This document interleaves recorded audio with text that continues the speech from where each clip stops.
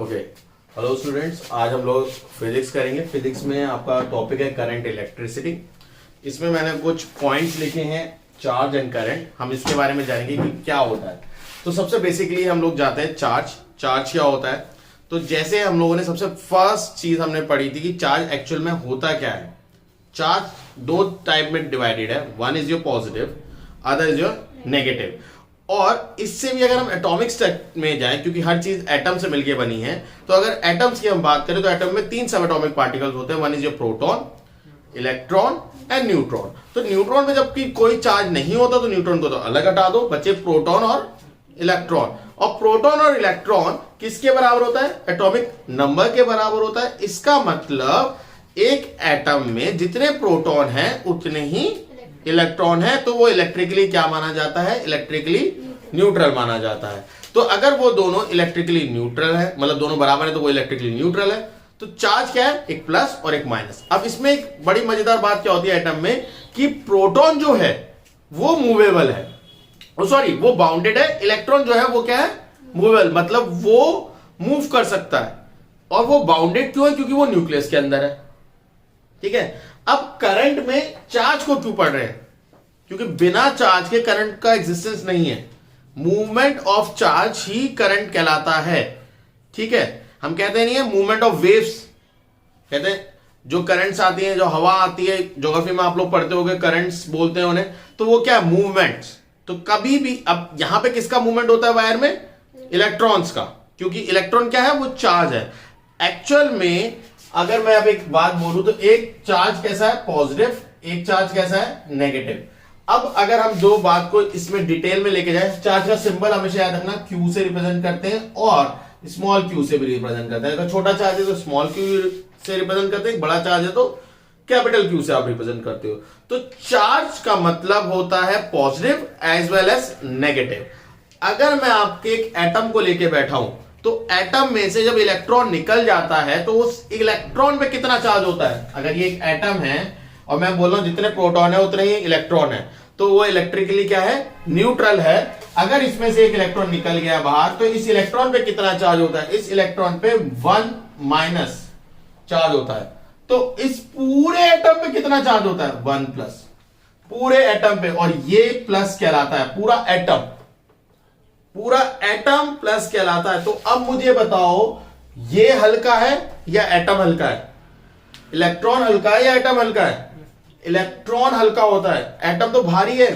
Atom के अंदर ऐसे बहुत इलेक्ट्रॉन हैं, प्रोटॉन हैं, न्यूट्रॉन भी हैं, बट चार्ज दोनों पे कैसा बटा?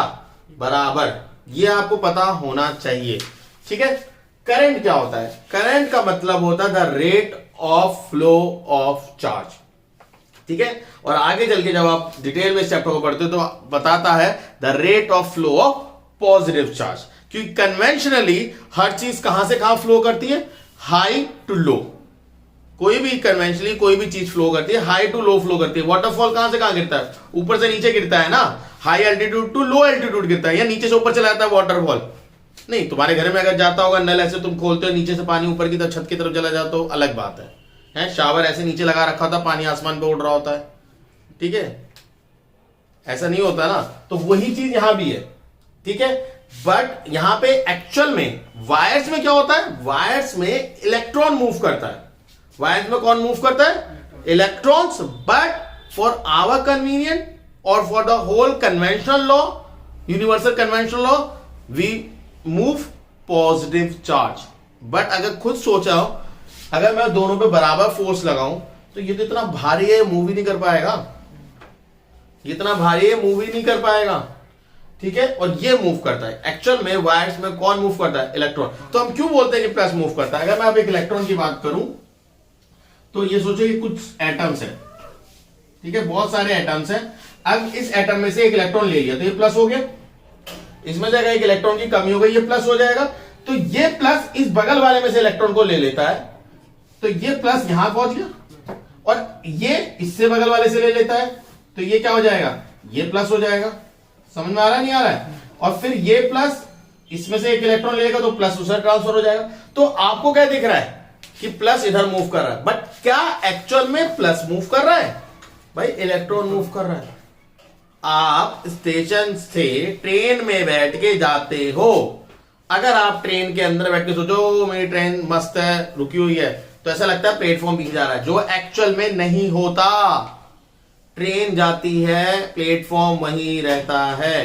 तो ऐसे ही यहां पे electron left to right move कर रहा है, बट दिखता क्या है कि plus charge left to right move कर रहा है। समझ में आया नहीं आया? तो चार्ज का मतलब क्या है? चार्ज पॉजिटिव और नेगेटिव में होता है, ठीक है। चार्ज इज समथिंग, चार्ज अगर है तो वो बॉडी को अट्रैक्ट कर सकता है। कैसी बॉडी को अट्रैक्ट कर सकता है? कोई सी भी बॉडी को अट्रैक्ट कर सकता है। वो एक न्यूट्रल बॉडी को भी अट्रैक्ट कर सकता है, वो एक नॉन न्यूट्रल बॉडी यानी कोई चार्ज है उसको अट्रैक्ट या रिपेल कर सकता है। तो मतलब अगर एक चार्ज बॉडी है, एक बॉडी पे कुछ है, एक प्रॉपर्टी है, तो दूसरी बॉडी, एक हल्की बॉडी को क्या कर सकता है? मूव करा सकता है। अब मूवमेंट में दोनों पॉइंट आ गए कि वो अपने पास अट्रैक्ट भी कर रहा है, वो रिपेल भी कर रहा है। मैं एक एग्जांपल देता हूं, ये हम लोग बचपन में खूब करते हैं। हम क्या लेते हैं? एक कॉम लेते हैं, ठीक है। ये आप लोगों ने करके भी देखा होगा। एक कॉम ले लो, ऐसे भाई खतरनाक कॉम बना दिया मैंने, ठीक है, ठीक है। ये अब ऐसी बनेगी कॉम, ठीक है। अब इस पे पॉजिटिव चार्ज है फॉर एग्जांपल, ठीक। आपने इसे रब करो, इस पे पॉजिटिव चार्ज है। अगर मैं पेपर को इसके पास लाता हूं, पेपर वैसे इलेक्ट्रिकली न्यूट्रल होता है, तो पॉजिटिव क्या करता है? इसके सारे नेगेटिव को अट्रैक्ट कर लेता है। मतलब नेगेटिव मुंह फाड़ के लटके हुए हैं उसके पास, ठीक है, तो वो वहां उसे अट्रैक्ट कर रहे हैं। और ये पॉजिटिव इसे क्या कर देते हैं? रिपेल कर देते हैं, तो ये अट्रैक्ट हो गया। पेपर न्यूट्रल है तब भी वो एक चार्ज बॉडी से अट्रैक्ट कर रहा है। अगर पेपर के अलावा कोई हम एक नेगेटिव बॉडी को लेके रखता है, यहां पे पेपर के अलावा कैसी बॉडी लेके रखता? नेगेटिव को, तो अट्रैक्ट मार देता। और अगर ये पॉजिटिव बॉडी होती तो रिपेल कर जाता। तो आपने देखा एक बॉडी पे अगर चार्ज आता है तो वो सामने वाली बॉडी को क्या करता है? मूव कराता है, चाहे वो चार्ज हो या ना हो। तो charge is the property by which lightly bodies feel some force, whatever the force is, attractive force or repulsive force. Charge समझ में आया? Charge is represented by the sign Q. Current क्या होता है? The rate of flow of charge. तो the rate का मतलब क्या होता है भैया? द रेट का मतलब होता है upon time, 1/t per unit time, और Q by T चार्ज को कहते हैं। अगर कूलम इसकी यूनिट है, चार्ज की यूनिट क्या होती है? कूलम। तो अगर Q कूलम है तो ये 1 कूलम लिख लें, ये 1 सेकेंड लिख लें, तो 1/1 क्या हो जाएगा? 1 ही होगा। तो करंट भी कितना होता है? 1 एम्पियर। तो 1 एम्पियर क्या है?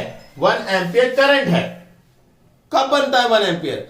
जब एक कूलम चार्ज फ्लो करता है 1 सेकेंड। यानी एक वायर में 1 सेकेंड में 1 कूलम चार्ज फ्लो कर जाए तो उसको हम क्या बोलते हैं? उस करंट को क्या बोलते हैं? 1 एम्पियर करंट। तो आपके एग्जाम में क्वेश्चन कंफर्म आने वाले चांसेस में है कि define 1 ampere. And what is 1 ampere? 1 ampere is the current when 1 coulomb of charge flow in 1 second. समझ में आ रहा है या नहीं आ रहा है? तो बस इस चीज को आपको समझना है कि करंट क्या था? The rate of flow of charge, simple. और उसकी ऐसा यूनिट क्या है? एम्पियर। उसकी ऐसा यूनिट क्या है? एम्पियर। एम्पियर क्या होता है? कूलम पर सेकेंड। तो define 1 ampere. 1 ampere is a current when 1 coulomb of charge flow in 1 second. समझ में आ रहा है?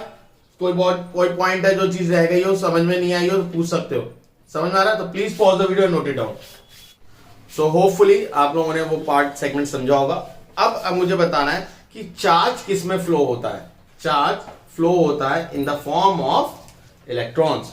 इलेक्ट्रॉन पे कितना चार्ज होता है? 1e कितना होता है? 1.6 इंटू 10⁻⁻19 कूलम, जो लगता है बहुत छोटा चार्ज है, बट एक इलेक्ट्रॉन तो फ्लो नहीं होता ना मेरे भाई। इलेक्ट्रॉन बहुत सारे फ्लो होते हैं। अगर इलेक्ट्रॉन बहुत सारे फ्लो हो रहे हैं, इसका मतलब एक ह्यूज चार्ज फ्लो करता है, ठीक है। अगर मैं बोलूं एक इलेक्ट्रॉन पे इतना चार्ज है, हाँ माइनस लगा देते हैं, तो उसी वक्त वो जो एटम मैंने भी आपको पहले बनाया था उस पे कितना चार्ज होगा? इतना ही चार्ज होगा, बट प्लस का, ठीक है, क्योंकि इसमें इलेक्ट्रॉन की कमी हुई है तो वहां पे भी इतना ही चार्ज होगा, बट प्लस का चार्ज होगा। इतनी बात समझ में?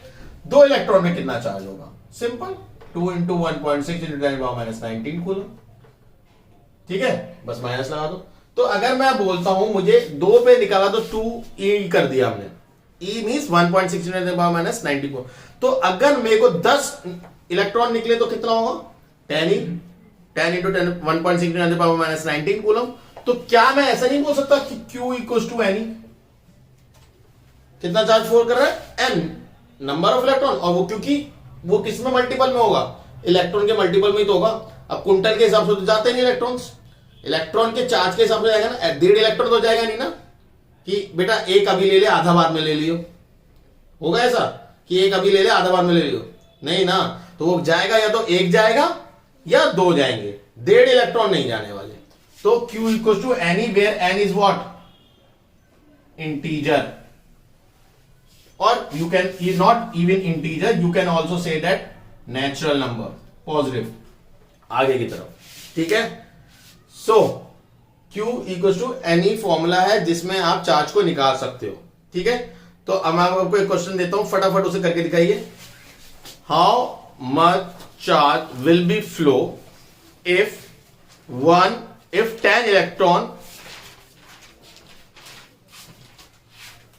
Electron come out from an atom, atom या एलिमेंट, अगर कोई एटम में से 10 इलेक्ट्रॉन बाहर आ जाते हैं तो कितना चार्ज बाहर आया, how much charge it will develop on the atom और ऑन द इलेक्ट्रॉन्स, तो कितना होगा Q इक्वल्स टू एनी, ठीक है।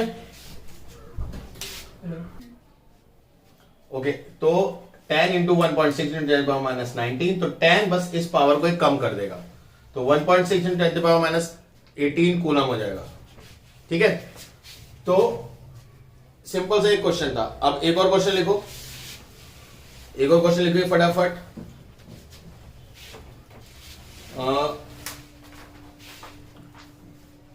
How much electron should be flow in 1 second, how much electron should be flow in 1 second to form 1 ampere current, to form 1 ampere current। Okay, जल्दी से करिए इसे।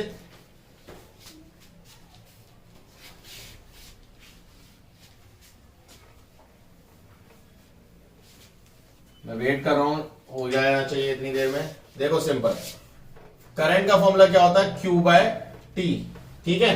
क्या मैं Q को NE/T लिख सकता हूं, और करंट कितना बता दिया 1 एम्पियर, एन निकालना है, मैंने यही पूछा है 1.6 × 10⁻19 अपना आप लिख दो, और ये मैंने कितना बना दिया 1।